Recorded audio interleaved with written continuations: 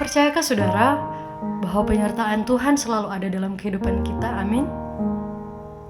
Kembali lagi bersama dengan kami dalam program Renungan Harian Gereja Masehi Injili di Minahasa edisi Selasa 16 Mei 2023. Saudaraku yang terkasih dalam Tuhan Yesus Kristus, tentu ketika kita percaya bahwa penyertaan Tuhan selalu ada dalam kehidupan kita, tetap kita sering merasakan kekhawatiran. Siapa yang tidak pernah merasakan kekhawatiran dalam hidup ini? Tentu semua kita pernah merasakan kekhawatiran. Tentu kita semua pernah merasakan ketakutan. Namun ingatlah saudara, bahwa tangan kasih Tuhan tidak kurang panjang untuk menolong kita. Dan Ia tetap menjaga dan melindungi kita dalam segala sesuatu yang kita lakukan. Mari saat ini saudara, kita bersyukur kepada Tuhan yang telah menjaga dan terus menjaga kita. Mari bersama kita memuji Dia dalam pujian ini. Ku tak perlu khawatir terhadap apapun. Tangan-Mu yang penuh kasih menopangku tanpa henti. Ku tak perlu takut untuk melangkah maju. Hadirat-Mu yang berkuasa menjagaku senantiasa, seperti tiang awan yang meneduhkan dari terik siang. Hatiku selalu tenang di dalam tangan-Mu Tuhan, seperti tiang api yang menerangi dari gelap malam. Kau menjagai hidupku dengan kebaikan-Mu.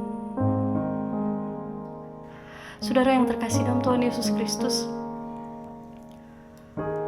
jika Allah sanggup dan mampu menghadirkan tiang awan dan tiang api untuk menjaga dan melindungi bangsa Israel, Ia pun adalah Allah yang sama, yang mampu menjaga dan melindungi kita dalam setiap hari-hari kehidupan kita. Maka dari itu saudara, tetap percaya kepadanya. Jangan takut dan jangan khawatir, Tuhan beserta kita. Seperti tiang awan yang meneduhkan dari terik siang. Hatiku selalu tenang di dalam tangan-Mu Tuhan, seperti tiang api yang menerangi dari gelap malam. Kau menjagai hidupku dengan kebaikan-Mu. Saudara yang terkasih dalam Tuhan Yesus Kristus, mensyukuri segala berkat Tuhan dalam kehidupan kita, mensyukuri segala penyertaan-Nya dalam kehidupan kita. Mari saat ini kita siapkan hati dan pikiran kita. Kita akan membaca dan merenungkan firman Tuhan di pagi hari ini. Namun sebelumnya, mari kita satu dalam doa kita berdoa. Ya Tuhan, ya Allahku, terima kasih banyak untuk segala sesuatu yang Engkau jadikan dalam kehidupan kami. Engkau telah menjaga melindungi kami di sepanjang peristirahatan kami semalam. Engkau juga Allah yang sama yang telah membangunkan kami di pagi hari yang indah ini untuk beraktivitas. Dan saat ini Tuhan, sebelum kami memulaikan segala aktivitas kami hendak kembali bersekutu denganmu. Kami hendak mendengarkan firman-Mu. Kami bermohon Bapa, kiranya Engkau memberi kami hikmat agar kami dapat mengerti apa yang menjadi pesan firman-Mu di pagi hari ini. Dan kami berharap Bapa, kiranya kami bukan hanya menjadi pendengar firman-Mu, tetapi menjadi pelaku firman-Mu di dalam kami menjalankan hari-hari hidup kami. Ini kami yang berdoa di dalam nama Tuhan Yesus Kristus. Kami telah siap untuk mendengarkan firman-Mu. Amin. Ya, firman Tuhan di hari ini dari kitab Keluaran pasal 14 ayatnya yang ke-19 hingga ayatnya yang ke-22.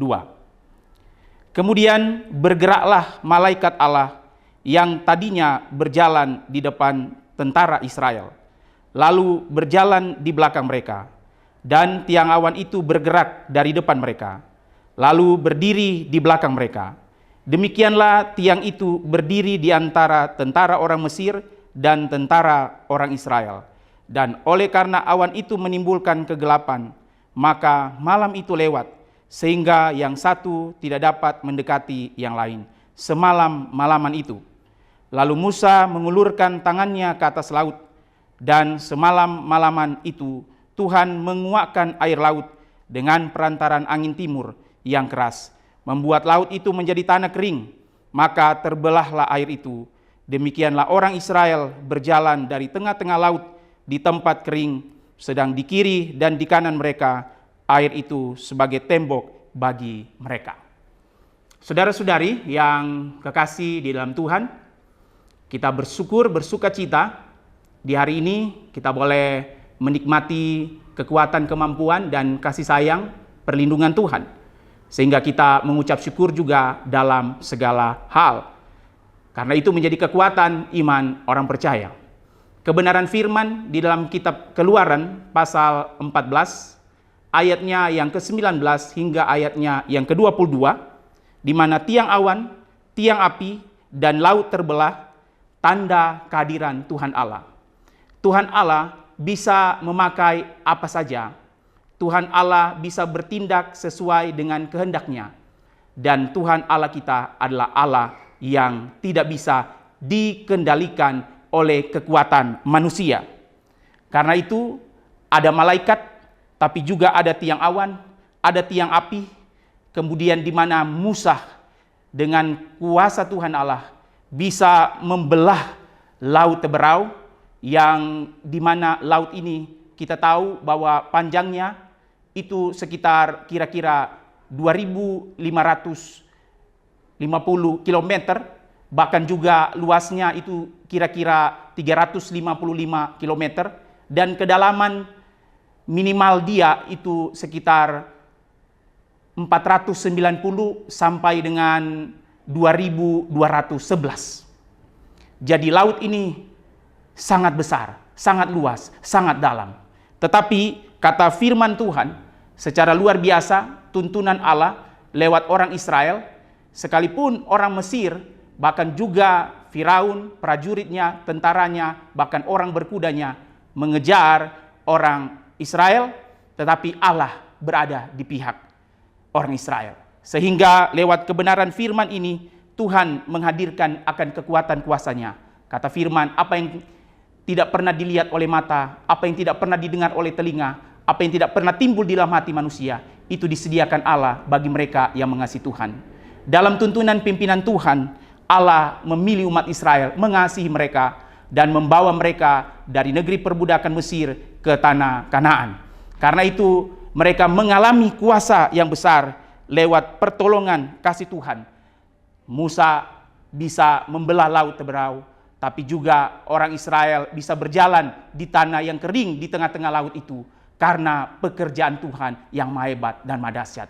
Apabila kita hidup di dalam Tuhan, apabila kita bersandar kepada Tuhan, apabila kita hidup berpaut dengan Tuhan, maka kita akan menyaksikan perkara-perkara besar yang dahsyat, yang hebat, yang tidak mungkin terjadi lewat akal pikiran manusia, tapi apa yang tidak mungkin bagi manusia, itu mungkin bagi Tuhan Allah. Amin. Mari kita berdoa. Terima kasih untuk kebenaran firman-Mu di hari ini. Kiranya firman ini menguatkan hati kepikiran kami, tapi juga secara khusus iman percaya kami kepada Tuhan Allah yang sanggup melakukan perbuatan-perbuatan besar, yang sanggup melakukan perbuatan-perbuatan dahsyat bagi mereka yang mengasihi Tuhan dengan sungguh-sungguh. Diberkatilah umat-Mu, jemaat-Mu, diberkatilah pribadi lepas pribadi kami, diberkatilah keluarga kami, rumah tangga kami, diberkatilah pekerjaan kami, tempat usaha kami, diberkatilah apa yang kami harapkan, cita-citakan, bahkan juga diberkatilah bangsa dan negara kami, termasuk dalamnya Sulawesi Utara ini, dan dengan berbagai kabupaten kota di dalamnya. Diberkatilah gereja Masih Injili Minasa. Terpujilah nama Allah di dalam Kristus Yesus, kami berdoa. Amin.